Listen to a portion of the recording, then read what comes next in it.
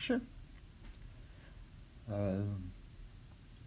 So in this lecture, we're going to discuss how to think about infinite sequences of events. So in probability, it's very common to consider infinite sequences of events, especially in more advanced contexts where you're dealing with random variables and you're looking at infinite sequences of random variables, which are ultimately understood in terms of infinite sequences of events. So random variables are not a topic we've covered so far, but I'm just indicating that infinite sequences of mathematical objects are very important in probability, and events are kind of the most basic probabilistic objects, and we're going to start thinking about some mechanics for infinite sequences of events. So a sequence in theoretical math is any listing of objects by natural numbers. So we're going to be talking about sequences of events listed out by natural numbers. So A1, A2, A3, like that, and so on.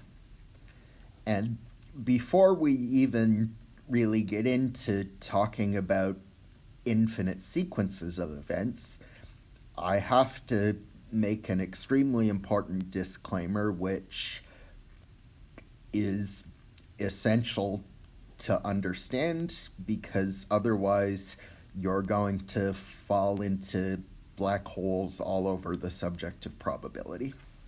And this is that you can only list events with natural numbers. Listing events with real numbers is absolutely illegal in probability, and as I said, it just leads to logical black holes. So here's a simple example to show you why listing events with real numbers just causes the probabilistic formalism to collapse. So we want to consider a sample space, which is all the real numbers between 0 and 1. So this is a continuously infinite sample space. It's the unit interval in the number line. You can think of it as a probabilistic experiment, like you have this line drawn on a wall in front of you and you're throwing a dart at it randomly, and you're really good at throwing the dart, so it always hits the line, but you have no control over where in the line it lands. So you're picking a random point on a line segment of length 1. And so the way to define a probability function on this sample space is to say that the probability of an event, so an event should be a subset of this unit interval. So you can think of it as maybe coloring in a little section of the line segment, and we're going to say that the probability of an event considered as a subset of this line segment is just its length. So the probability of the interval from A to B is B minus A. Okay, so this is a very important example of a probability space. It's the continuous example of a uniform probability space. So we were talking about finite uniform probability spaces in the last lecture, and this example with the unit interval is the most basic example of a continuous uniform probability space. So we'll analyze this continuous uniform probability space in more detail later on, but the observation we want to make about it is that you can't possibly analyze this continuous uniform probability space in the same way we analyzed finite uniform probability spaces, because our technique was for analyzing finite uniform probability spaces was to decompose everything into atomic events which consist of only a single outcome, and then to reconstruct things based on disjunctive decomposition of events into atomic single outcome events. So if we try to follow the same line of reasoning here, we see that any one outcome event has a probability of 0 because it's just, a single point has length 0. And if you think about it in terms of the analogy with throwing a dart, it's like hitting one point on a continuous line segment is statistically impossible. Like, to hit the point 1/2 exactly, you would have to throw the dart not just to a millimeter of accuracy, not just to a nanometer or a picometer or a femtometer. You would have to throw the dart with literal 0 error. And, the way we think about it is that in the real world, hitting your target with literally 0 error is statistically impossible when your target is just a single point. So that's why we say the probability of any one outcome event in this space is 0. And then we can make the same conclusion we made with finite uniform probability spaces, that distinct outcomes lead to mutually exclusive single outcome events. And so let's see what happens. So we can use the axiom of certainty to say that the probability of the whole unit interval is 1, or we could just calculate that as the length of the unit interval, 1 minus 0. And then you can see I've started writing in red here because I've left the realm of mathematical reasoning and jumped into a completely fraudulent realm of logical fallacies by trying to index probabilistic events with real numbers. So I've tried to index all of the events in my continuous uniform probability space with their real numbers that label them. So I'm trying to say that I can reconstruct the unit interval as a probabilistic disjunction of all these single points. And if I'm allowed to do that, then the additivity axiom would tell me that I can turn this disjunction into the sum of the individual probabilities.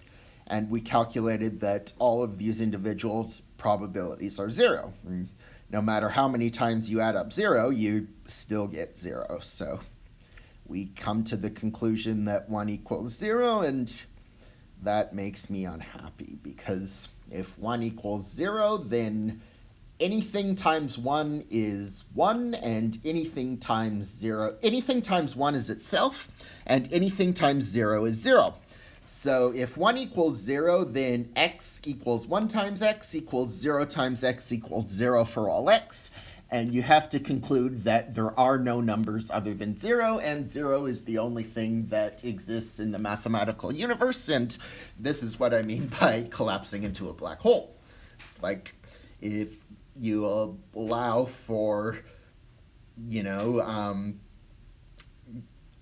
indexing probabilistic events with real numbers, and you try to follow through the formalism of probability with that illegal construction, you derive obvious contradictions. Okay, so we're not going to do any kind of constructive work with the continuous uniform probability space in this lecture. We will do more constructive work with the continuous uniform probability space later on. I just introduced it in this lecture to frighten you away from indexing probabilistic events with real numbers as opposed to natural numbers.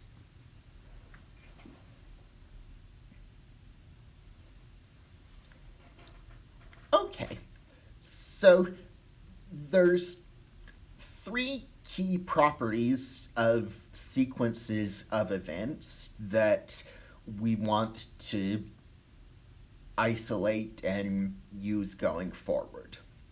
So the first property is what's called the disjunction bound, sometimes referred to as the union bound. Sometimes it's referred to as Boole's inequality, but I think it's stupid to name concepts after people when you can give them self-explanatory names. And, referring to this as the disjunction bound kind of helps you remember it. If you're doing probability from a set theoretic point of view rather than a more of a logical point of view that we're taking, you could think of disjunctions as unions and call this a union bound, but we'll refer to it as the disjunction bound, and it just says that the probability of a disjunction can never be more than the sum of the individual probabilities.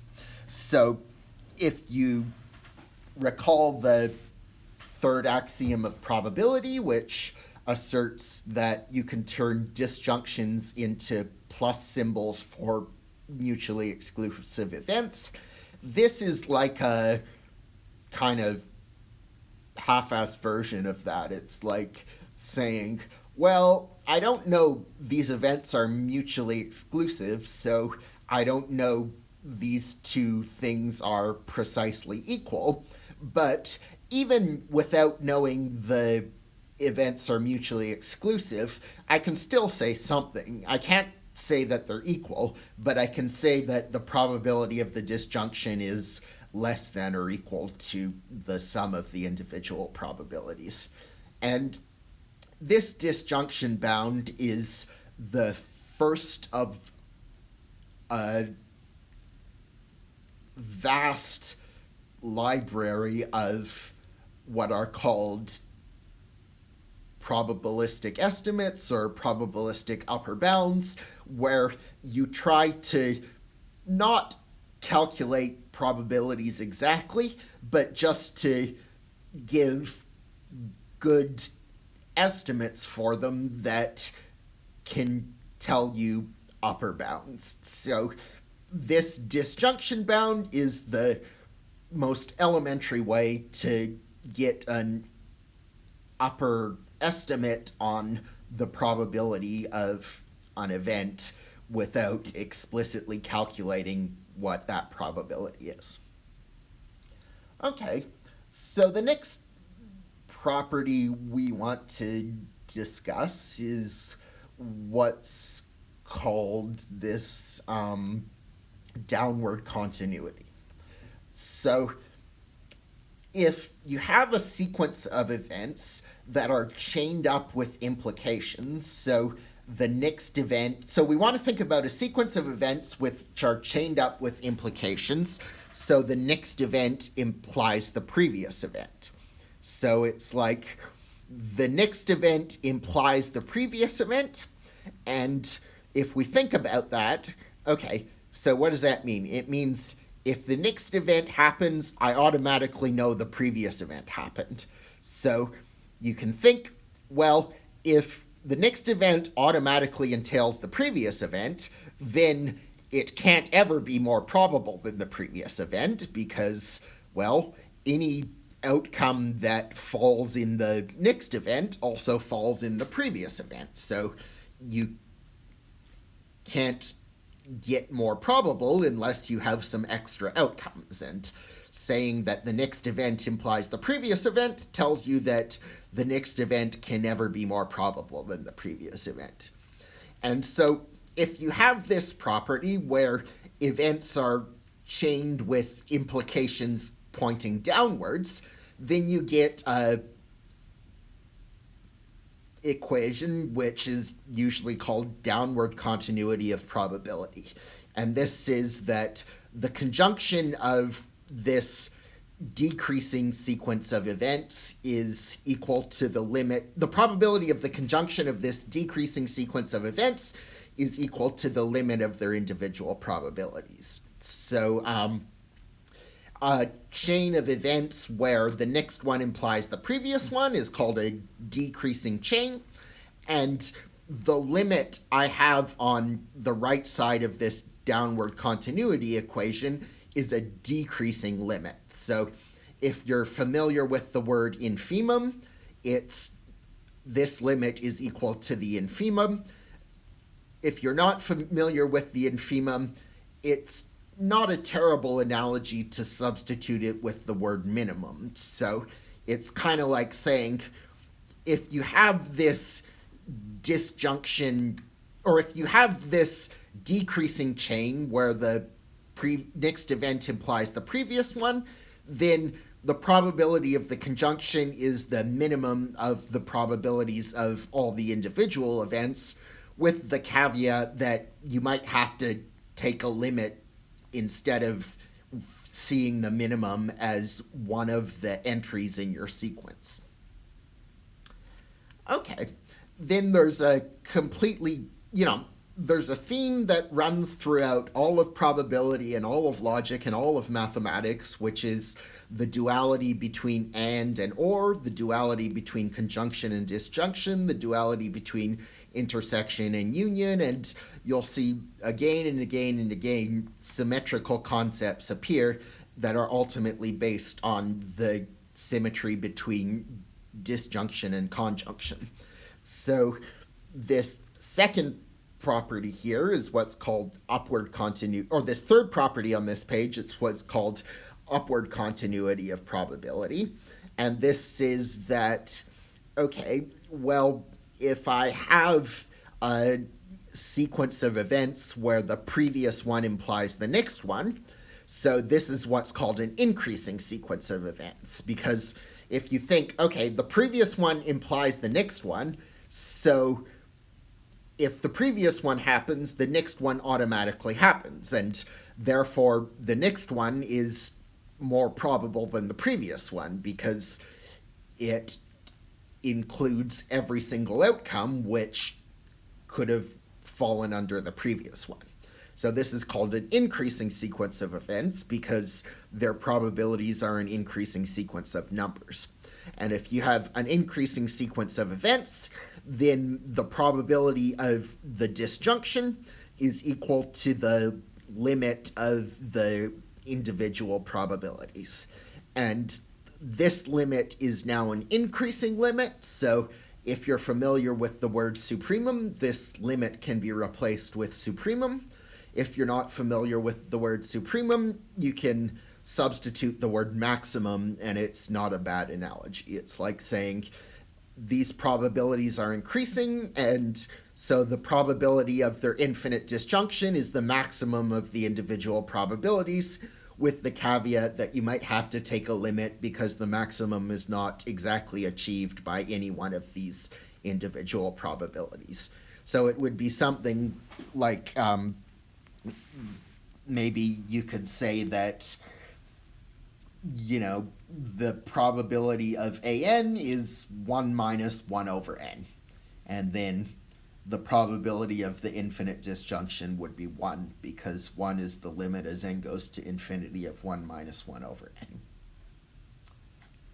Okay, so these three properties are things that it's important to remember, but I wouldn't necessarily spend, I'm going to say this again and again and again, but don't memorize by rote, memorize by memorizing the path by which you can logically arrive at things. So, in order to remember this downward continuity, try and remember, this idea that the probabilities are decreasing and the conjunction is the limit, which is going down. And for upward continuity, the probabilities are increasing and the probability of the disjunction is the limit going up. Okay. So we can see some examples. So let's have a look at this example here. So we're going to say that, okay, due to climate change, the probability of rain in a desert gets cut in half every year. Assuming there is a 25% chance it rains this year, explain why there is at least a 50% chance that it never rains again. Okay, so this is kind of an apocalyptic scenario. Hopefully it doesn't happen, but, it's just math. Okay, so when you have these kinds of problems, you need to figure out how to take the data given in the problem and translate it into mathematical language. So we can say, all right, we're going to let AN be the event that it rains in the year 2020 plus N in this desert. And so it's given to us in the question that the probability of A1 is 1/4. And so now we can say, all right, so I know that the probability of AN plus 1 is supposed to be half of the probability of AN. So I can calculate each time I increase N by 1, I multiply by a half. And for A1, I haven't multiplied by a half at all. I just started off with 1/4. For A2, I have 1/4 times 1/2. For A3, I have 1/4 times 1/2 times 1/2. So you can see for AN, I have 1/4 times 1/2 to the power of N minus 1, because I started off with 1/4. I didn't multiply by a half on the first one, and then I've multiplied by a half on all of the subsequent events. And this gets me that the probability of AN is 1/2 times 1/2 to the N. Okay, so we're trying to explain why there's a 50% chance it never rains again. And so what we're going to do is we're going to see that there's an upper bound on the probability that it rains at some point in the future. So the probability, what's the probability it rains in the future? Well, we can think of that as the probability it rains this year or next year or the year after that or the year after that or the year after that. So the probability that it rains at some point in the future is the disjunction of all these events where it's raining in year 2020 plus N. Okay, now we have no reason to think that these events are mutually exclusive or that they have a decreasing implication chain or an increasing implication chain. So we have no equalities, or we have no equations that we can apply to a disjunction without knowing mutual exclusivity or increasing implications. So the only thing we can hope to use is the disjunction bound, because that works without any additional hypotheses on the events. So we can say that the probability of the disjunction is less than or equal to the sum of the individual probabilities. Okay, so we can plug in the formula for PAN and see that this is a half times the sum from n equals 1 to infinity of 1 over 2 to the n. If you're familiar with how to evaluate geometric series, you can use the geometric series formula to show that the sum n equals 1 to infinity of 1 over 2 to the n is 1. If you aren't familiar with that formula, Wolfram alpha can easily do sum n equals 1 to infinity 1 over 2 to the n. It will tell you that this is 1. So we see the probability of we see that this sum comes out to be a half. And then we can say that the probability of this disjunction is less than or equal to a half. Okay, so the disjunction of these things was the event that it rains at some point in the future, and so the event that it never rains again is the complement of that. And so the probability of a complement is 1 minus the probability of the event, and we can plug in our inequality that the probability of this is less than equal a half to see that 1 minus the probability is greater than or equal to 1 minus a half, which is a half. So we've been able to explain why there's a 50% chance it never rains again in this desert. Or why there's at least a 50% chance it never rains again. We haven't used any, we have no equations here for the final probability because we used the disjunction bound rather than one of the other probabilistic equations. And so since we use the disjunction bound, we get an inequality as our final answer, and we say we don't necessarily know that there's exactly a 50% chance it never rains again, but we know that there's at least a 50% chance it never rains again. Okay. So we can see another example. So let's say the probability of a radioactive atom remaining stable for n years is 1 minus 1 over n to the power of n. What is the probability that it remains stable forever? Okay, so we start our translation into mathematical language. So we're going to say, okay, so let an be the event that it remains stable for n years. And we can think about this.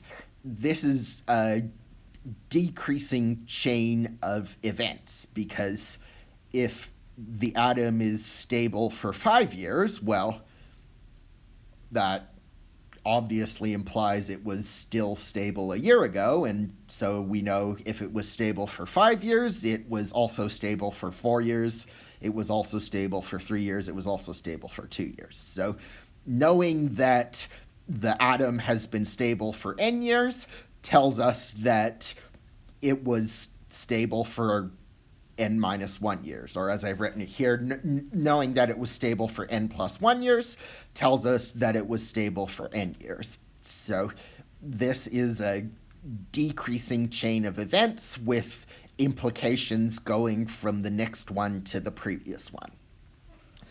And then the event of stability forever is the conjunction of all these things. It's, you know, the atom is going to be stable forever if it's stable for 1 year, and stable for 2 years, and stable for 3 years, and stable for 4 years, and so on like that. So it's going to... the event of stability forever is going to be the conjunction of all of these events. Okay, so now we have a conjunction, and we've been able to see that not only do we have a conjunction of a decreasing chain of events, because the next event implies the previous event. So because we have a conjunction with a decreasing sequence of events, we can use the downward continuity equation to turn this conjunction into a limit. So we can say the conjunction of this infinite sequence is the limit of the individual probabilities. So we can substitute our formula for these individual probabilities. So we get the limit as n goes to infinity of 1 minus 1 over n to the power of n. So we can see that I'll just write this out in case you've never seen it before. It's something that everyone who studies math should know.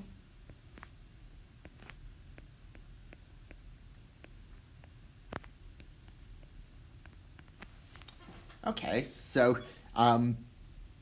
the limit as n goes to infinity of 1 plus x over n to the nth power is e to the x.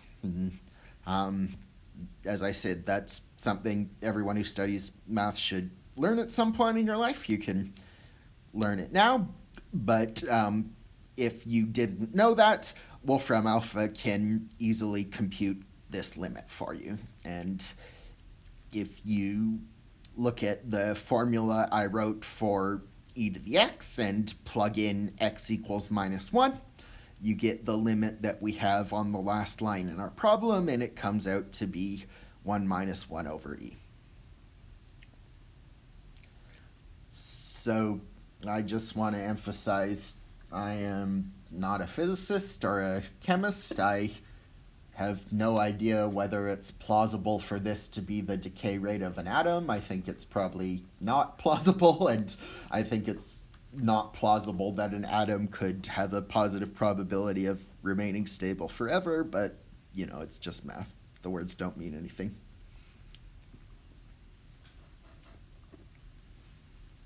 Okay.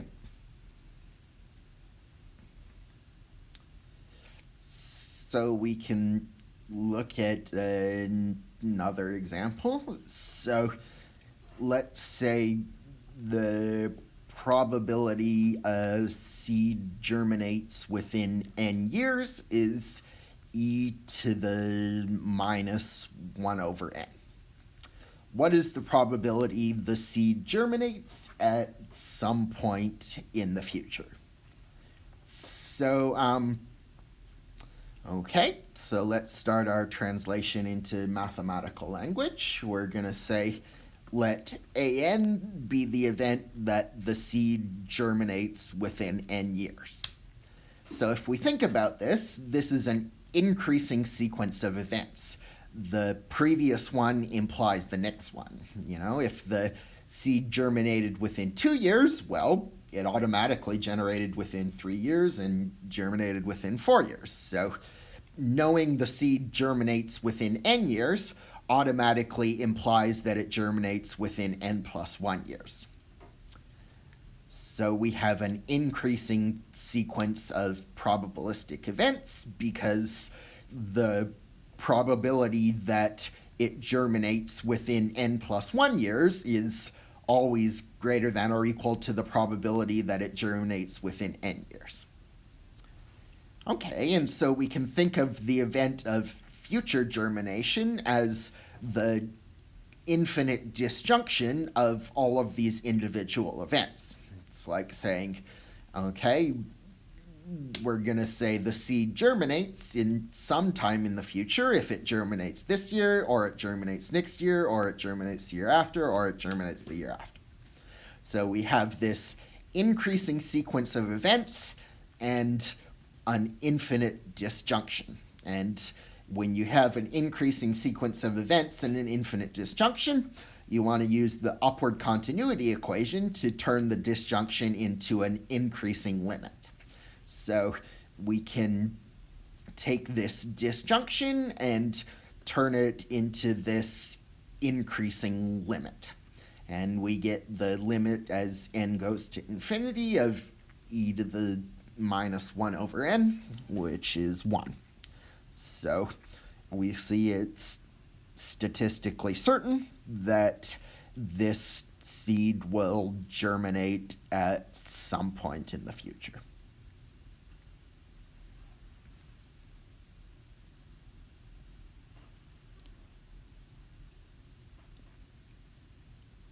Okay.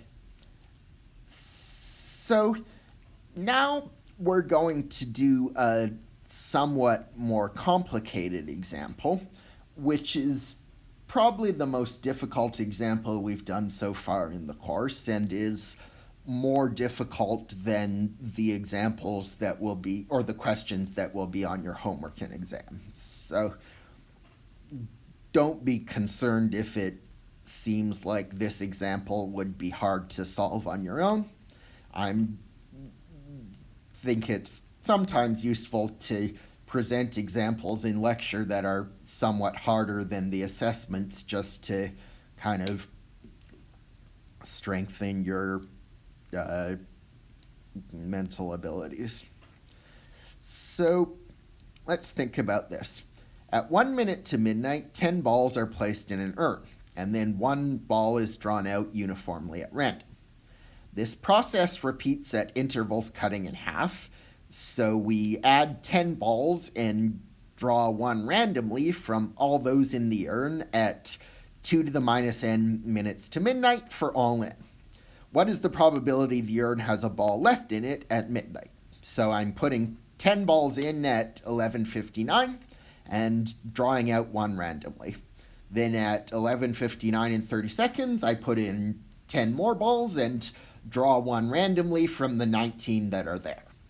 And then at 11:59 and 45 seconds, I put in 10 more balls and I draw out 1 randomly from the 28 that are there.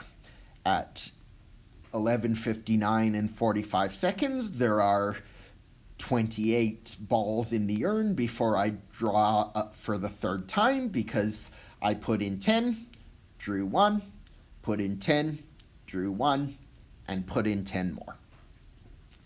Okay, so let's approach this problem by labeling all of this infinite supply of balls we have with natural numbers. And we're going to consider the first ball. So consider ball number 1.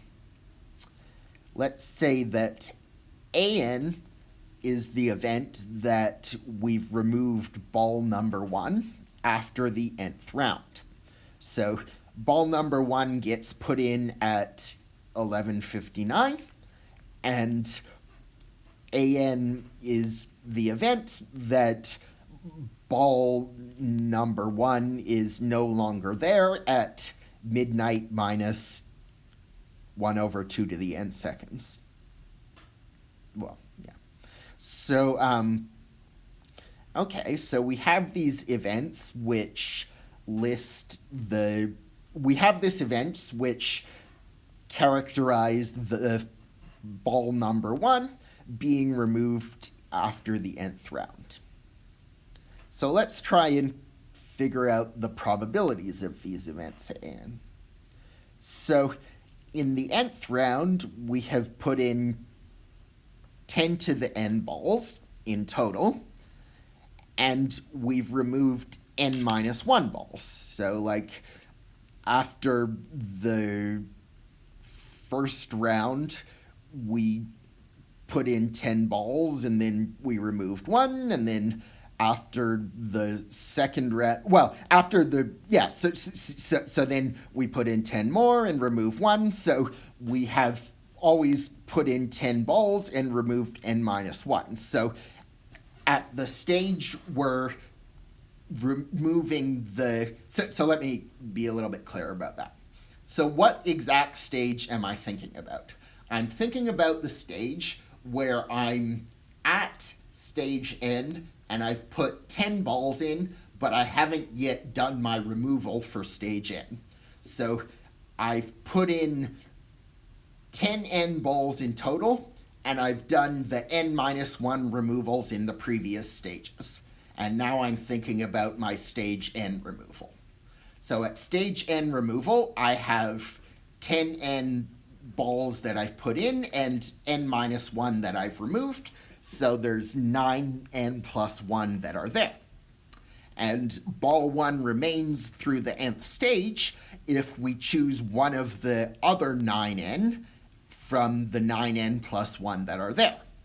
So at stage 1, our chance of leaving it is 9n over 9n plus 1. And so we're going to make an assumption that these choices are independent. And what that means is that we can express this probability as the product of all the choices.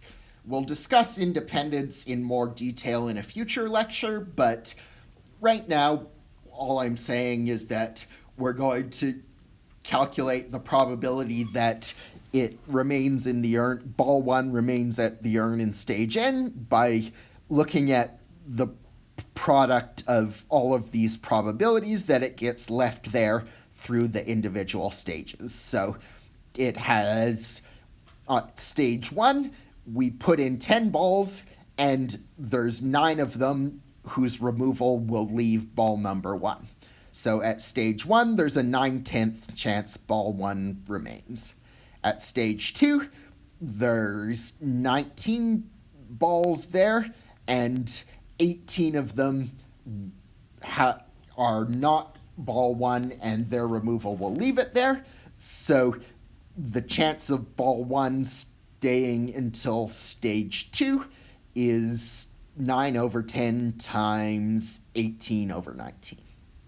And so the probability it remains in the urn until stage n is the product from k equals 1 to n of 9n over 9n plus 1.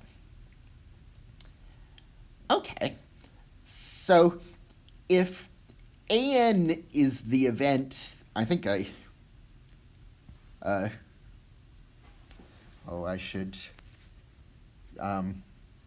think I've made a notational error here. Let me try and repair that. Yeah. I've made conflicting definitions of an. I want this to say remains.